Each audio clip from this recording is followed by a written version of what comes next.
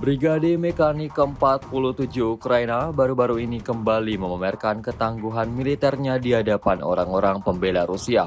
Rekamannya ramai menjadi sorotan sejak diunggah oleh akun X @defensiu pada Senin 30 Desember 2024.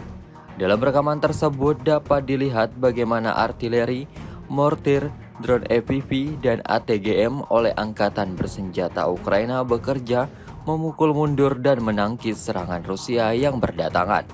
Gemuruh serangan Ukraina tidak main-main, menghantam habis dan menyapu bersih semua posisi pejuang kubu Moskow. Seperti yang terlihat dalam rekaman, video ini kemudian viral dan menuai beragam respon dari warganet.